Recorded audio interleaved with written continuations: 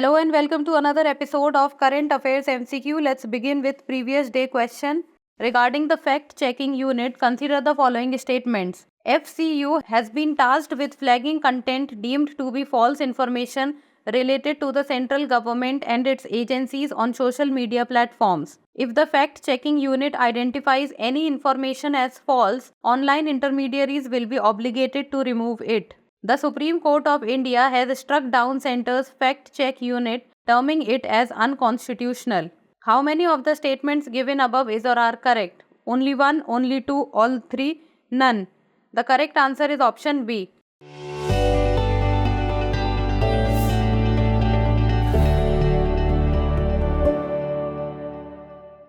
Fact checking unit FCU has been tasked with flagging content deemed to be false information related to the central government and its agencies on social media platforms. Hence, statement 1 is correct. If the fact checking unit identifies any information as false, online intermediaries will be obligated to remove it. Hence, statement 2 is correct. The Bombay High Court has struck down Centre's fact check unit, terming it unconstitutional. Hence, statement 3 is not correct.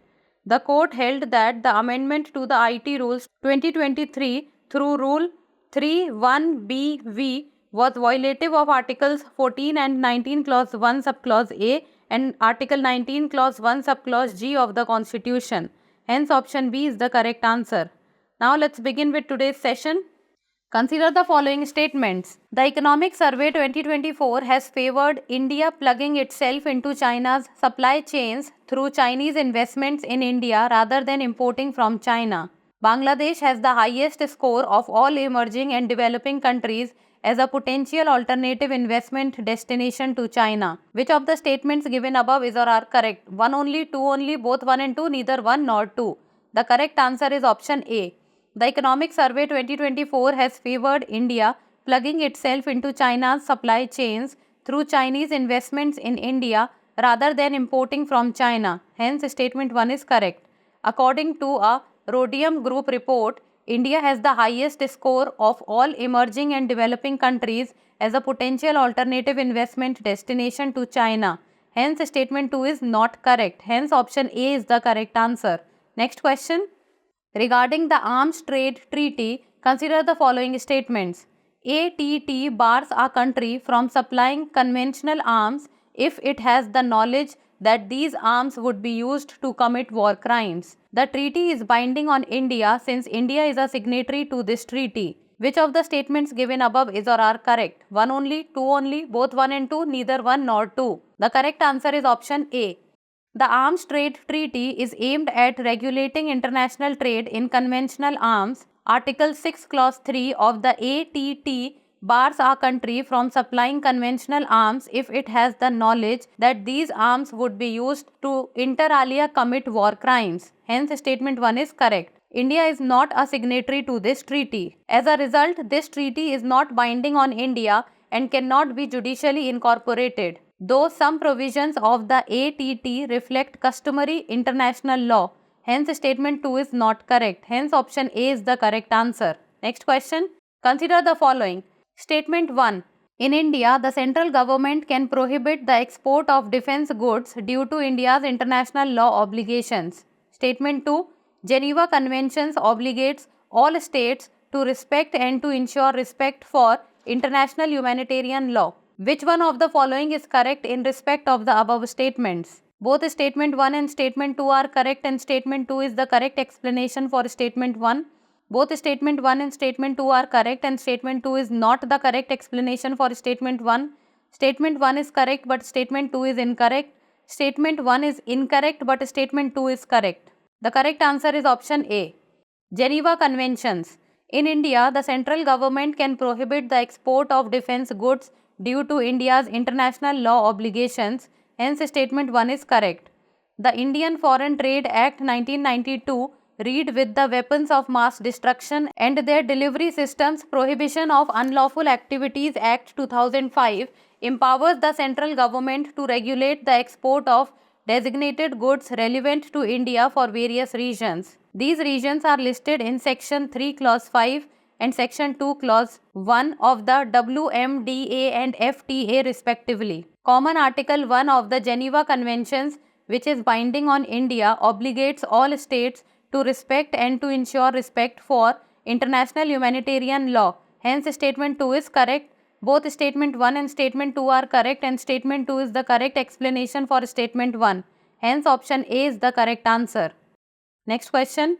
Consider the following statements regarding Section 107 of the Bharatiya Nagarik Suraksha Sanhita 2023. It deals with properties that are proceeds of crime. It gives unbridled powers to the court to not only attach any property but also to forfeit the proceeds of crime to the government. Which of the statements given above is or are correct? 1 only, 2 only, both 1 and 2, neither 1 nor 2. The correct answer is option C.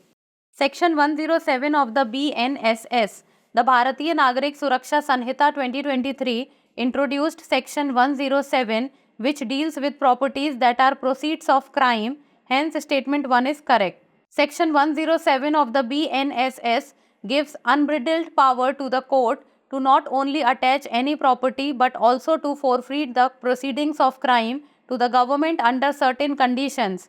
Hence, Statement 2 is correct. Hence, option C is the correct answer.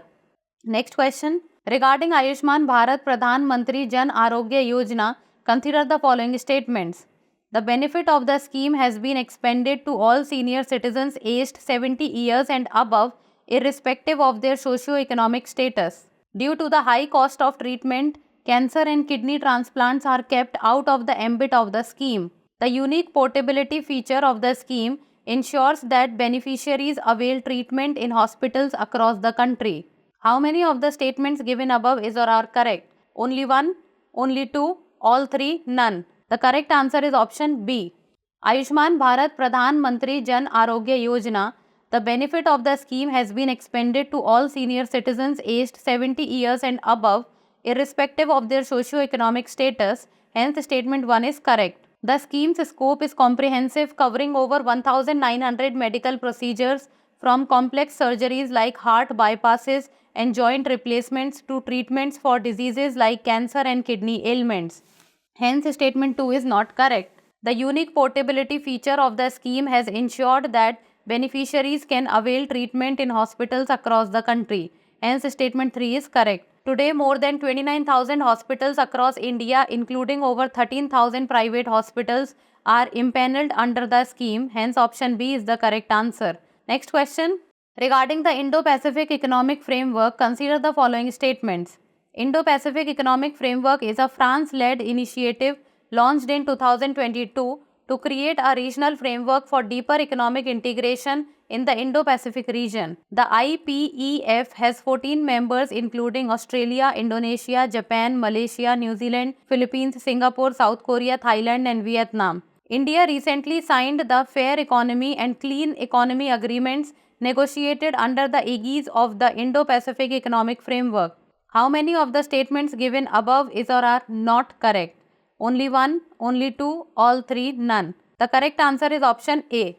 The Indo-Pacific Economic Framework is a US-led initiative launched in 2022 to create a regional framework for deeper economic integration in the Indo-Pacific region. Hence, Statement 1 is not correct. Apart from the US and India, the IPEF has 14 members including Australia, Indonesia, Japan, Malaysia, New Zealand, Philippines, Singapore, South Korea, Thailand and Vietnam. Hence, Statement 2 is correct. India recently signed the Fair Economy and Clean Economy Agreements negotiated under the aegis of the Indo-Pacific Economic Framework. Hence, Statement 3 is correct. Hence, option A is the correct answer. Next question.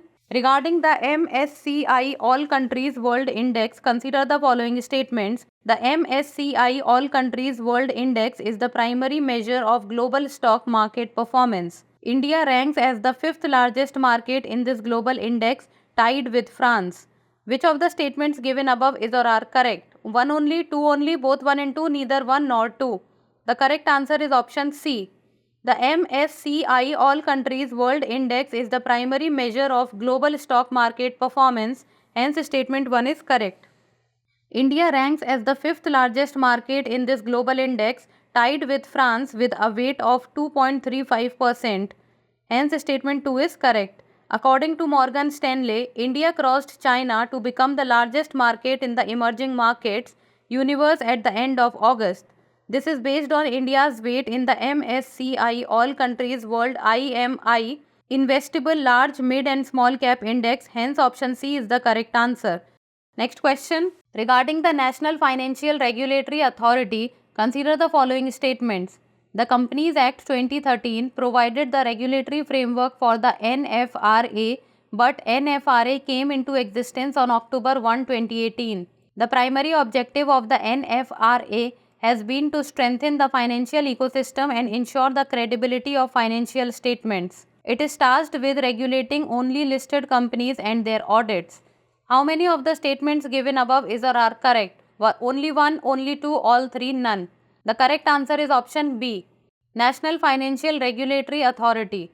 The Companies Act 2013 provided the regulatory framework for the NFRA, but NFRA came into existence on October 1, 2018. Hence, statement 1 is correct. The primary objective of the NFRA has been to strengthen the financial ecosystem and ensure the credibility of financial statements. Hence, statement 2 is correct. It is tasked with regulating both listed and unlisted companies and their audit. Hence, statement 3 is not correct. Hence, option B is the correct answer. Next question. Consider the following characteristics. It has a global warming potential of 28. It is the primary component of natural gas. It burns with a blue flame in complete combustion. Which of the following element is described above? Propane, methane, butane or ethane? The correct answer is option B. Methane is the simplest hydrocarbon consisting of one carbon atom and 4 hydrogen atoms. It is the primary component of natural gas possessing key characteristics, that is odorless, colorless and tasteless gas. It burns with a blue flame in complete combustion, yielding carbon dioxide and water in the presence of oxygen. Global warming potential is a measure of how much energy the emissions of 1 ton of a gas will absorb over a given period relative to the emissions of 1 ton of carbon dioxide. Methane has a GWP of 28, meaning it is 28 times more potent than carbon dioxide. Hence, option B is the correct answer. Next question. Consider the following pairs. Telescope, location. Large Binocular Telescope, Hawaii. Subaru Telescope, Arizona. International Liquid Mirror Telescope, Uttarakhand. How many of the above pairs is or are correctly matched? Only one, only two, all three, none. The correct answer is option A. Large Binocular Telescope is the largest telescope to date, which has two 8.4 meter wide mirrors and an effective combined aperture of 11.9 meter. It is located at the Mount Graham International Observatory in Arizona, US. Hence, pair 1 is not correctly matched. Subaru Telescope is a 8.2 meter wide Japanese telescope located at the Mauna Kea Observatory in Hawaii. Hence, pair 2 is not correctly matched. International Liquid Mirror Telescope is India's and Asia's largest telescope located at Devasthal in Uttarakhand. Hence, pair 3 is correctly matched. It employs a 4 meter diameter rotating mirror made up of a thin layer of liquid mercury. Hence, option A is the correct answer. Now it's time for the practice question. Consider the following statements about xenobots and anthrobots. Xenobots are formed from skin cells of deceased frog embryos and can navigate using cilia. Anthrobots are multicellular entities made from human lung cells that can self-repair and restore damaged neuron cells. Xenobots replicate their forms through traditional growth methods. Which of the statements given above is or are correct? 1 and 2 only, 1 and 3 only, 2 and 3 only, all of the above. Send us the answer in the comment section. That's all for today. Thank you so much for watching.